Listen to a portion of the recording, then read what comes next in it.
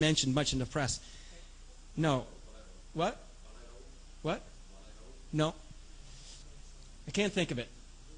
But anyway, there are definitely powerful corporate interests behind what's going on in Somalia, just like there were behind Rwanda. Now, is Shell, for example, who backed Kagame, are they also involved in Somalia? It's hard to imagine they're not, but I can't answer it on that level.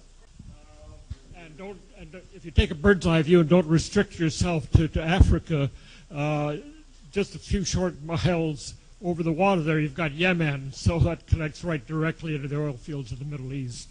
Well, the U.S. military relations between Djibouti and Ethiopia are the big power structures up in the Horn.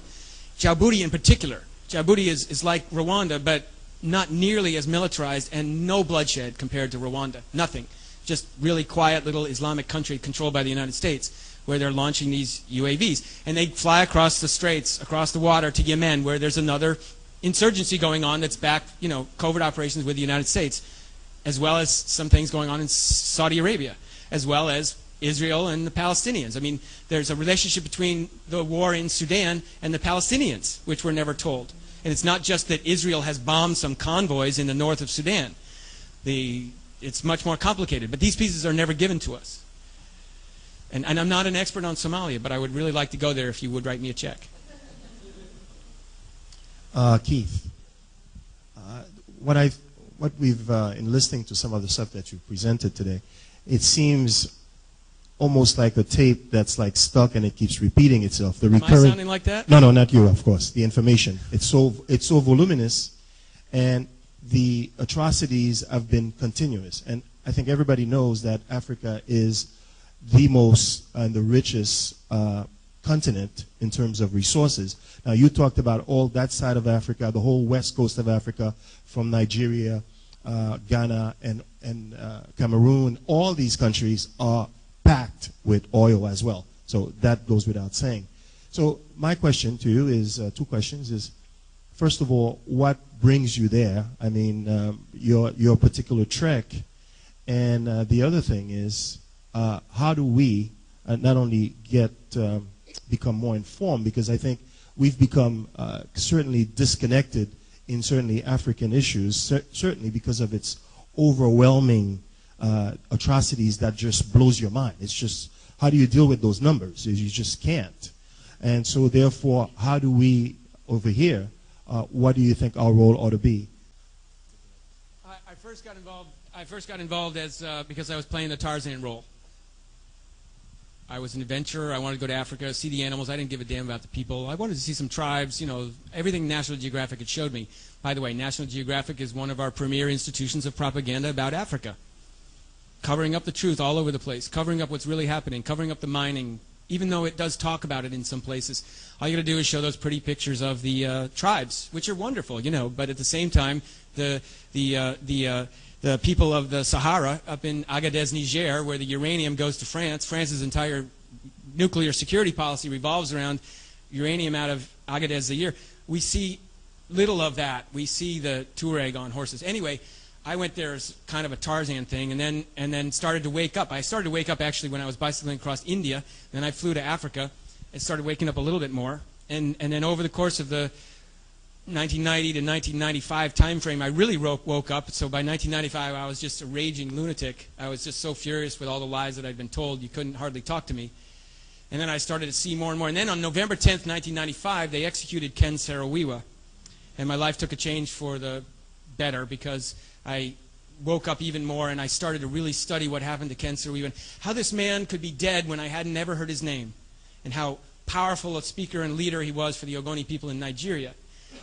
And if you saw the oil company presence in Nigeria, it's huge. Anyway, that was a motivating factor. And then in 1991, when I went to Zaire, I got really sick on my bicycle in the middle of the forest. And this family, the poorest people in the world, took care of me. And I couldn't do anything. I couldn't get on my bike. I couldn't ride for days. And I got an infection behind my ear, and they just took care of me. They gave me their entire hearts, for the next week or two, until finally I could get back on my bicycle and ride off and wave goodbye to them forever. And then I found out the entire family, from the babies to the grandfather, were butchered in 1997. which woke me up a little bit more. But then when all these lies came out about Africa, about Congo, and about how the Hutus committed this, I just started to see through the truth and realize there was a bigger story. And the bigger lie it is, the more furious it makes me. So I just got really furious about it, and that's how I got involved and just started, doing more and more. Your other question was, what can you do? The Friends of the Congo is a good organization. Friends of the Congo is working on helping. Friends of the Congo is an honest organization. There's a guy in New York, Kambale Musavale. There's also a Professor Yelengi. He's not here, is he? There he is. He's a good guy. And these are the real people that need to be speaking up here, actually, as well as the fellow who survived the genocide there in the tie and the white shirt. And I should give a few minutes to him. But the point I wanted to make was there are organizations that have co-opted the movement and tried to co-opt the movement, and I'm going to find one of the slides about these organizations, but the Enough Project, Raise Hope for Congo, Eve Ensler's campaign, the Run for Congo movement, they're all on some level speaking about the Congo, but on another level they're whitewashing the story because none of them talk about the mining operations. None of them name the corporations or the individuals that should be named, the people that should be on trial or at least being deposed for their involvement in the killing at this very moment, not 10 years ago. But the story is still going on. When I talk to student groups, I realize they're so young, they don't even realize why 1994 is so pivotal to understand. It's because it's still going on. And the same thing with Museveni. It's still going on. He's been in power for 27 years, but you got to understand how he came to power and what it's all about and why it relates to today. And the point is, you'll see the Enough Project and you'll see Eve Ensler in the media all over the place, New York Times. But you don't see Friends of the Congo very often. It's because they have a true agenda to help the Congo, and they speak about the corporations.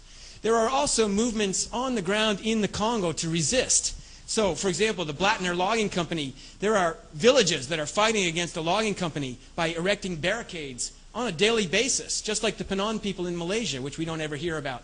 They're fighting against the logging companies today, but it's not in the New York Times, and it never will be. Neither will the mention of Elwin Blattner and David Blattner and how they come to New Jersey, or they fly to Belgium, or they have bar mitzvahs for their kids in Congo, where they bring in, or Dan Gertler from Israel, who had his kosher meal shipped in an airplane across Congo, which cost $20,000 every time they did it, and he had his lunch brought in every day from Kinshasa for $20,000, Dan Gertler is one of the richest people on the planet, and he is behind the atrocities in Central Africa at this moment, and he's working out of Israel and connections to New York.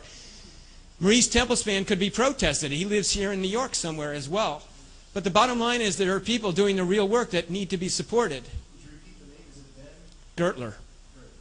Read Gertler's the Bling Blang Torah Gang, a story that I wrote about Gertler. Gertler's Bling Bang Torah Gang, and of course, bling.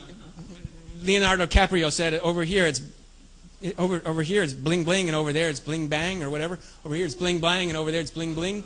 About diamonds in the movie about diamonds, yeah.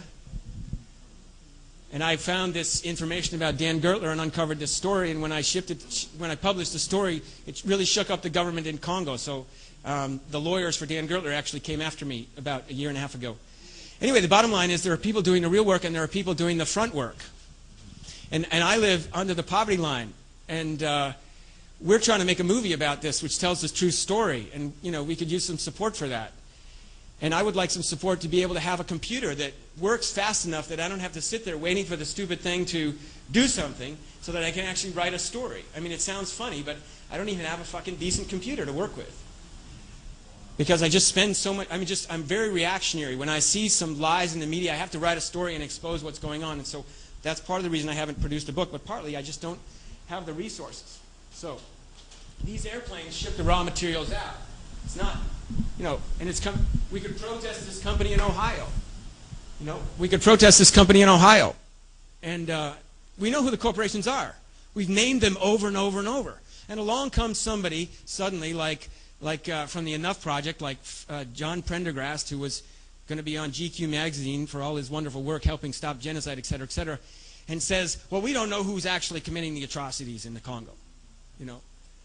They just rewrite the story every day. It's like pretending that we don't exist, that people like me don't exist. People like Yelengi, who wrote a book about genocide in the Congo, don't exist. And Yelengi can tell you the story. He's a professor in New York I think, and how he stood up at a Human Rights Watch meeting and said, or he stood up somewhere and said, there's genocide going on in the Congo, and the Human Rights Watch expert stood up and said, you need to be careful how you use the word genocide. Isn't that correct? You don't know what you're talking about, Yulenge. You may be from the Congo. Now that's white supremacy. So I hope the Brecht Forum will get Yulenge to come and speak. And maybe, yeah. So if somebody wants to ask a question, I'd be happy to take a question, but I also would be happy to turn the floor over for a couple minutes. Oh, go ahead. I'll try not to speak so long about any particular question.